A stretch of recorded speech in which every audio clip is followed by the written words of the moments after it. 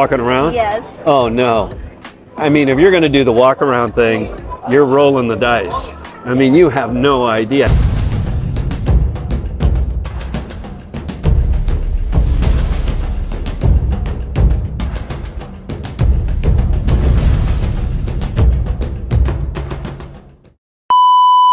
My name is Marco Till. Marky, is it okay to you that we're gonna talk about your relationship status Go. and about your dating status here in the Philippines? Relationship status. And by the way, you're the first. Is this my first time asking you? No. You are the first to ask me when I'm going to give a different answer than I've always given. So, because I've done interviews with It's Wang, with John, with a bunch of them. And so I was searching for a partner. And I found a partner. Oh, you found Yeah, a partner. I found a partner, How and she's many wonderful. months? So we're 2 months into it. Wow. And she lives in Lapu-Lapu, and so now I've kind of moved over there, and so yeah, it's great. It's wonderful. I mean, one of the great things is not being searching, because everybody will relate to when you're on those dating sites. You know, you spend a lot of time. You got to go through a lot of people. You got to talk with a lot of people. You got to meet with a lot of people, and it gets frustrating after a while. In the beginning, it's exciting. Yeah. And then in the end, you're like, oh gosh. So I'm glad not to be searching.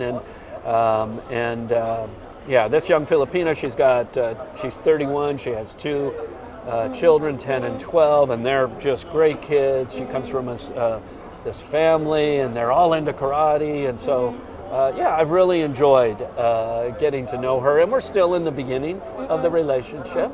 But I feel like she has a certain level of maturity and security, confidence that I was looking for. That's great. So have you met her family? Oh yeah, yeah. So how's the experience? Yeah, I have met. As a matter of fact, this morning there was a big karate test, and you know the whole family's in karate, and so I saw a lot of the family members, and then of course we have Christmas coming up. So I'm already being told, you know, what's that song you sing where you give gifts out? There's a song you sing at office parties and Christmas parties, and you get somebody gets in. No, somebody gets in the middle. That's a Filipino song. Filipino song. A Filipino song? Yeah, and then you call out the name, and then you got a secret present for that person. Oh, Marita? I don't know. Oh, John, help me out. So anyway, I'm already being told, okay, here's the person you're going to get the present for, and going to go to the big family. It's not Paso Lobo. It's on my mind. Yeah. I cannot speak it. Marita. Yeah. And everybody sings the same little phrase in the center, and then you give the present to the person, kind of like we call it a secret Santa. So I will go to all of the family Christmas parties. So before having her, meeting her, like you're dating before, is it you're having a hard time meeting with? I wouldn't. It depends on how you say hard. I have admitted on other channels when I've been interviewed, I'm pretty picky. I have some unique things about myself and who I am and what I'm looking for that did make it difficult, and it made it difficult for them as well, because you know I'm like, hey, I travel a lot. I definitely have already been a father, so I don't want to be a full-time father again. I don't even have that much energy.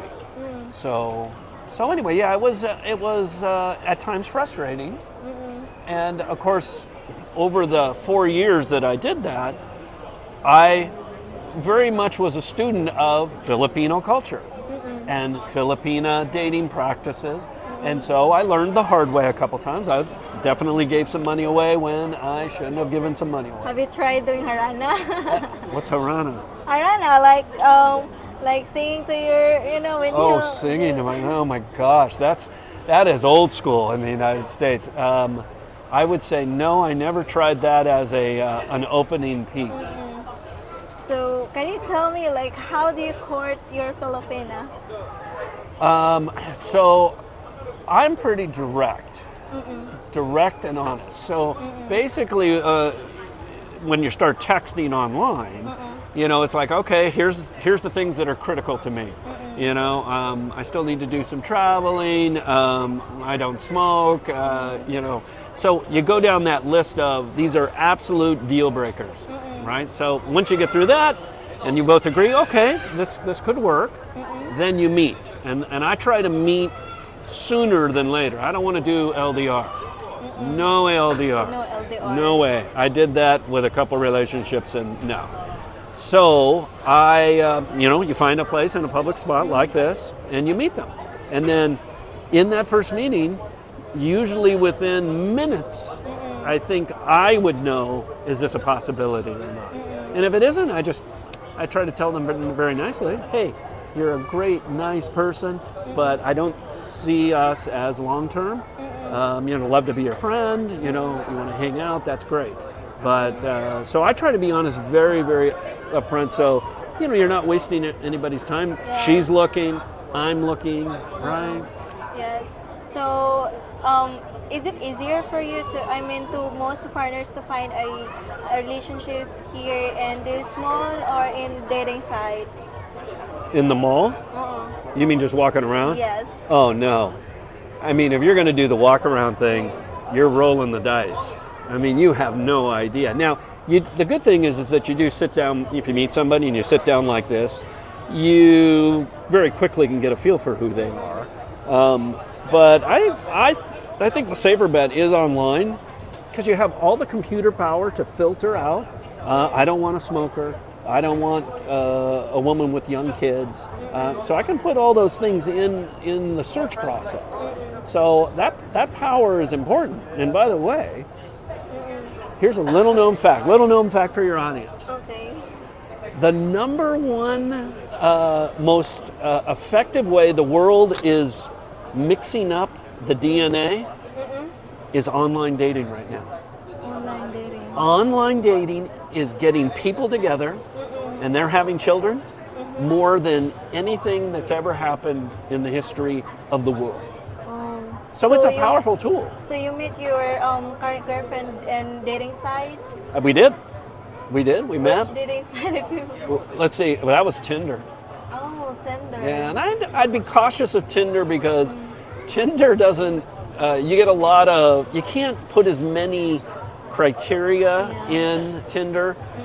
But the great thing about Tinder is that for me, as I moved around, it always followed me. And immediately I'm in a new place, it's showing me, some women that were available in the area. So when I got here, then, my current girlfriend, she had shown up here. So, but personally, I'd recommend Cherry Blossom as one that I use. But I've talked to other guys and they've liked the other sites. But as long as it lets you plug in all the factors, the age, the religion, those things might be important and such. But I think it's a very powerful tool. It's just scary. It's daunting because, and I don't know how it is are you on dating sites? No. Okay. Have you ever been yet? Before I had a Tinder.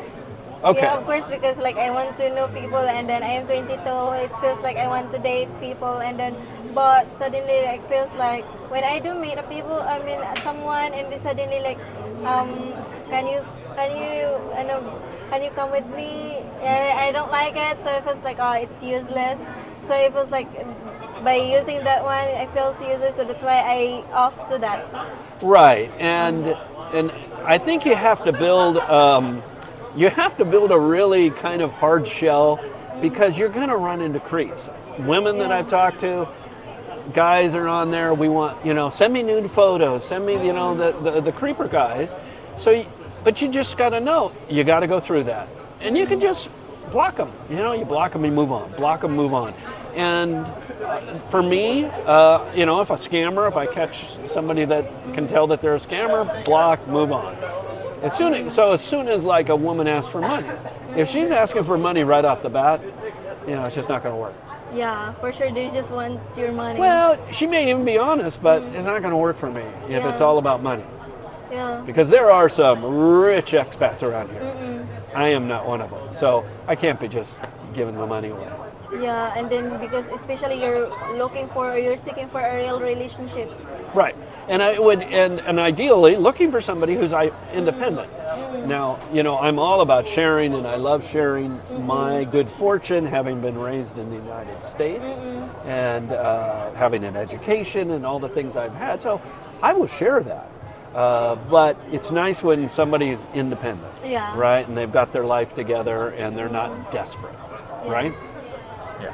So anyway, I will going to end this interview, and thank you so much for being part of my channel, and I will going to put the link there, your channel as well, on this video. Right. So yeah, and I guess you'll put the YouTube link. So the channel is actually a Patreon channel, and the Patreon channel is a paid subscription, which I know for Filipinos, they're not going to be able to do that. Yes. But I do have a YouTube version of it, and then I post on Facebook as well. So I appreciate that. Thank you.